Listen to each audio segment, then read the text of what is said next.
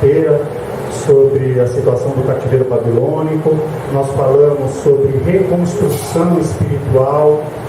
Eu frisava aqui aos irmãos que Daniel, ele participou de uma situação a qual ele não teve escolha. Ele foi levado cativo a uma terra longínqua, a uma terra distante, como escravo, e foi tirado tudo que ele tinha. Daniel perdeu pátria, Daniel perdeu família, Daniel perdeu a religião, Daniel perdeu o direito de culto a Deus, Daniel perdeu a sua própria identidade, porque lhe trocaram até o nome, Daniel perdeu o seu idioma, ou seja, tudo que puderam tirar de Daniel foi tirado. E Daniel tinha algumas opções diante dessa realidade. Ele podia sentar e chorar, ele podia adotar os costumes daquela civilização como seus próprios costumes agora, ou então Daniel poderia se firmar na presença de Deus e escolher ser fiel a Deus em meio a toda essa situação. E foi o que ele fez, não é? Então nós falamos sobre aqui bastante sobre reconstrução espiritual. Todos querem ter uma vida espiritual bonita, querem ter uma vida próspera, uma vida abençoada, mas eu pergunto, e a tua base, como é? E o fundamento, como está? Nós falamos sobre aquela questão dos dois alicerces, sobre a casa edificada sobre a rocha, sobre a casa edificada sobre a areia. As situações adversas foram as mesmas para as duas. Veio chuva e veio vento para ambas as casas.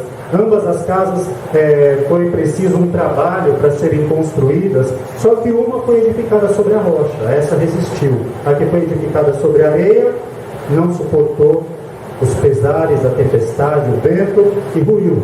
E grande foi a sua queda, não é? Então, nós estamos tratando dentro desse assunto, daremos continuidade, e hoje nós vamos também estar comentando aqui algo que não fica distante disso que nós estamos falando, que fala muito sobre estrutura espiritual. Não foge a palavra que já foi dita aqui, a palavra devocional, nem aos hinos que já foram louvados, e muito menos ao testemunho que o Alex deu agora há pouco.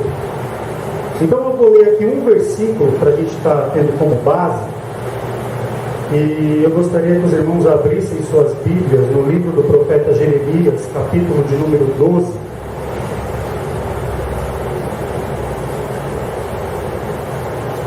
Nós vamos aqui ler o versículo 5.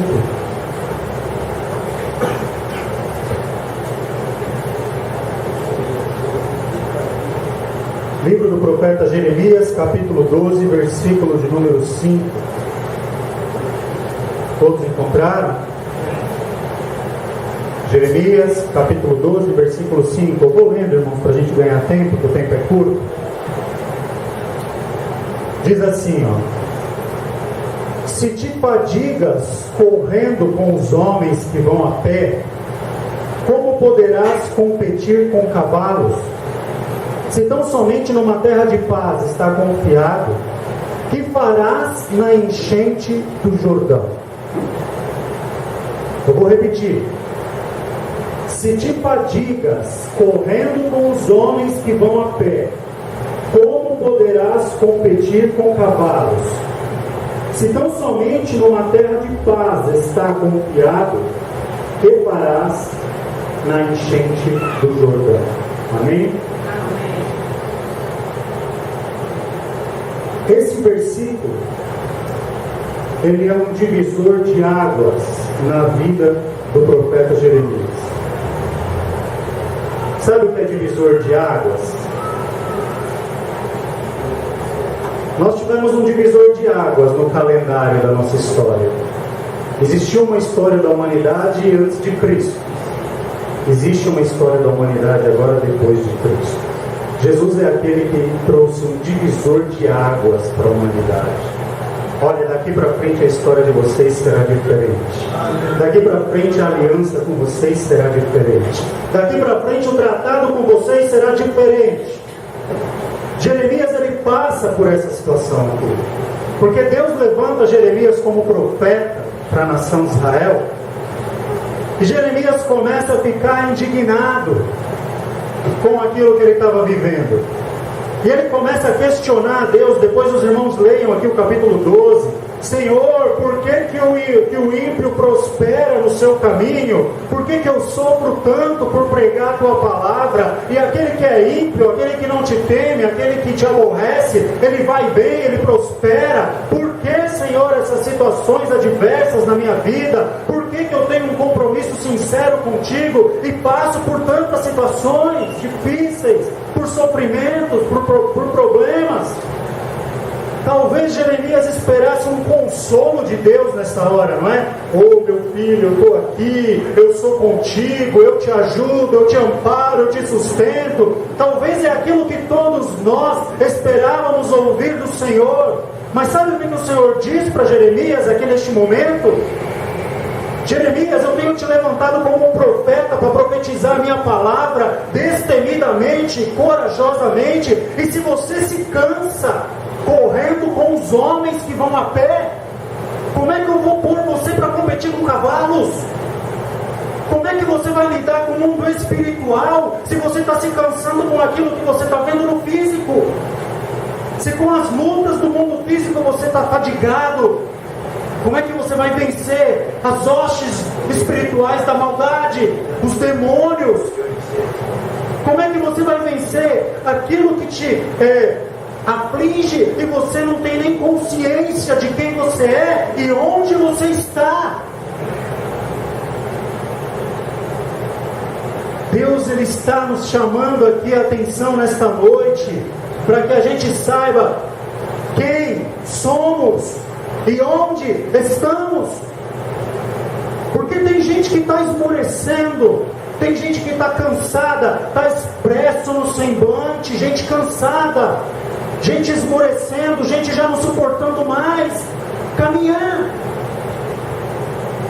E como é que você não suporta mais caminhar se Deus quer te ver correndo? Se Deus quer te pôr para correr, no bom sentido, para você avançar, e você está cansado da caminhada? Você está cansado de correr com os homens que estão indo a pé?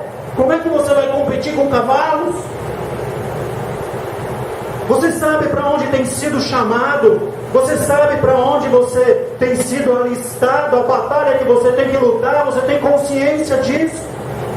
Deus está querendo te despertar para isso nesta noite. Entenda aquilo que você está passando. Não confie na tua própria força. Não esteja estribado no teu próprio entendimento, no teu próprio conhecimento, na tua própria força de caminhar, porque você vai se cansar.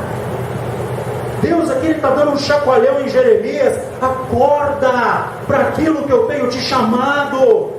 Eu não tenho te chamado para você lamentar e chorar porque estão te perseguindo, porque os da tua terra vão contra a palavra que você prega. Não, eu tenho te chamado para você ser intrépido, corajoso, valente e anunciar a palavra com ousadia e continuar firme em meio às adversidades, porque eu vou te colocar numa esfera superior. Você agora vai competir com cavalos, não com os homens. Você vai a partir de agora atuar nas esferas espirituais. A sua luta agora vai ser num outro nível. Você vai combater espiritualmente e não humanamente falando, porque a nossa luta, humanamente falando, nos cansa, nos fadiga. Nós ficamos estressados, cansados, desanimados, confusos. E a Bíblia diz que a nossa luta não é contra a carne, não é contra o sangue, mas sim contra as hostes espirituais da maldade nos lugares celestiais.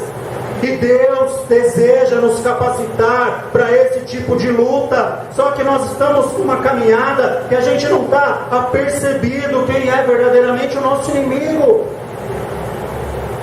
E isso tem trazido cansaço, tem trazido tristeza, como foi dito, trazido até depressão no meio do povo. O povo está deprimido, acuado, desencorajado, já não enxerga mais nada. Para pensar, nós servimos um Deus que tudo pode, que tudo criou, que tudo formou, um Deus que traz à existência aquilo que não existe. Não há impossível para o nosso Deus.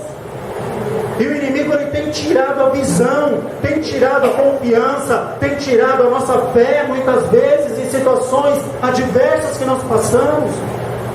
Muitas vezes nós estamos nos arrastando, e isso sobrevém para todos nós. Ninguém é melhor do que ninguém. Mas Deus está nos preparando para um novo entendimento de luta, para um novo entendimento de como batalhar. Eu preciso compreender a esfera onde eu tenho que lutar, porque às vezes a maior luta nossa é contra nós mesmos, contra a nossa carne, contra a nossa disposição, contra a nossa vontade. E Deus está dizendo: não é assim. Se fortaleça em mim, busque a minha presença. Aleluia. Se prepare para caminhar velozmente, para caminhar de uma maneira diferente, onde você vai se alegrar, onde você vai estar fortalecido, revestido pelo poder de Deus. Não queira lutar com as tuas forças, não queira fazer do teu jeito, porque não vai dar certo. Vai ser frustrante, vai ser fadigante. Irmãos, para olhar os grandes homens de Deus na Bíblia. O Alex citou aqui a maneira que Davi orava a Deus. Davi, ele tinha uma promessa. Ele foi ungido para ser o quê? Rei em Israel. Quando nós falamos rei em Israel, era reinar sobre as 12 tribos, sobre toda a nação. Davi demorou 13 anos para subir ao trono de Judá e 15 anos para reinar sobre todo Israel. Davi era visto como aquele que venceu o gigante Golias. Mas como que era a intimidade de Davi? Davi era aquele que se sentia perseguido. Davi era aquele que muitas vezes se angustiava. Davi era aquele que se escondeu lá na caverna de Adulão. Davi era aquele que muitas vezes se sentia rejeitado, triste, fraco. Mas quando ele começou a enxergar as promessas de Deus em outro nível, quando ele começou a ver aquilo que Deus lhe havia prometido numa outra esfera, numa esfera espiritual, a vida de Davi começou a mudar, começou a ser diferente. Ele começou a compreender aquilo que Deus ainda poderia fazer na sua vida. Ele começou a entender que Deus era poderoso para cumprir a sua promessa na sua vida. E Davi, ele se levanta ali com uma forma intrépida de buscar a Deus, de clamar a Deus, de estar na presença de Deus, de ter a direção de Deus para batalhar contra os seus inimigos. Davi era sábio porque ele não saía a pelejar uma guerra de qualquer maneira, não. Ele buscava a presença de Deus. Certa feita os amalequitas deram contra uma cidade chamada Ziclag. Acabaram com a cidade enquanto Davi estava numa outra guerra, desolaram a cidade, levaram ali tudo que Davi, os seus criados, os seus servos, os seus irmãos ali que viviam naquela cidade, criaram o seu gado, as esposas, as crianças, foram tudo levado pelos amalequitas. E Davi chega ali, vê a revolta do povo em ter deixado ali as suas famílias para pelejar uma outra guerra com Davi. Davi temeu, e Davi foi lá orar a Deus, falou: Senhor, o que eu faço? Persigo o exército amalequita? Deus falou: persegue, porque tudo vou te devolver, todo despojo voltará para você. Veja que o nível das guerras de Davi era outro. Davi não guerreava diretamente com o inimigo físico primeiro, ele guerreava no âmbito espiritual, e quando Deus lhe concedia vitória no âmbito espiritual, ele saía para a peleja, para a batalha com o seu exército, e a vitória era certa. E a gente muitas vezes tem invertido a ordem dessas coisas. A gente tem se disposto a lutar fisicamente, a avançar, a querer ir em frente, a querer fazer do nosso jeito. E quando a gente chega lá e as coisas não vão bem, dá tudo errado, aí a gente lembra de buscar o Senhor. Senhor, olha, eu fiz assim, assim, assim, era para ter feito dessa maneira. Aí Deus fala: não, era para você ter orado antes, era para mim ter te dado a estratégia antes. Porque foi só cansaço, foi só fadiga. Você está cansado de correr com os homens. E eu tenho preparado para você uma corrida para você vencer com cavalos. Uma corrida numa outra dimensão, numa outra esfera, uma esfera espiritual, quando Deus te concede a vitória e você vê ela se materializar no mundo físico. A vitória, ela se concretiza na sua vida porque ela foi ordenada por Deus primeiro, espiritualmente falando. E o que acontece com as pessoas hoje é que esse cansaço tem tirado isso das nossas vistas. Nós não temos enxergado a nossa vida espiritual dessa maneira. E muitos estão correndo aí fatigados, uns já nem correm mais. Se arrastam, tristes a cada dia, achando que as promessas de Deus não serão cumpridas na sua vida. Mentira do diabo. Fiel é aquele que prometeu. Foi dito aqui nesta noite, através dos louvores, ainda até através da palavra devocional, que Deus ele tem um novo tempo, uma nova história para nós nos desapegarmos do passado. Aquilo que passou, irmãos, eu não consigo mudar mais. Eu vou lembrar e chorar pelo que passou, se eu não me desprender. Mas daqui para frente, diante de Deus, na presença de Deus, Deus pode construir algo novo, algo maravilhoso, algo que nós não imaginamos, uma vida que você não sonhou, que Deus tem preparada para você. Não limite o poder de Deus na sua vida por aquilo que você não consegue vislumbrar espiritualmente. Antes, peça para que Deus abra os teus olhos espirituais, para que você possa enxergar aquilo que Deus tem a fazer na sua vida. Nós falávamos sobre Daniel na Babilônia. Qual que era a esperança de Daniel naquele lugar, irmão? Fala a verdade. Qual era a esperança de Daniel naquele lugar? Se alguém dissesse para Daniel, quando ele foi levado cativo lá, Daniel, daqui a uns anos Deus vai te fazer o segundo homem dessa nação, só você vai estar abaixo do rei, e tudo aquilo que Deus vai te dar, vai durar pelo reinado de Nabucodonosor, pelo reinado de Ciro, de Artaxerxes, por 3 reinos, por Belsazar. Deus vai te levantar com poder nessa terra. Você não sabe por que você veio parar aqui, mas Deus sabe o porquê você está aqui e a importância de você estar aqui no livramento do povo deste cativeiro. Aquilo que você passa hoje, talvez você não sabe o motivo de você estar passando por isso, mas Deus sabe o que Ele vai fazer através da sua vida, por aquilo que Ele está te formando, por aquilo que Ele está lapidando em você, pela pessoa que Ele está formando, melhorando. Então nós precisamos enxergar espiritualmente, nós precisamos ter os nossos olhos abertos, urgente.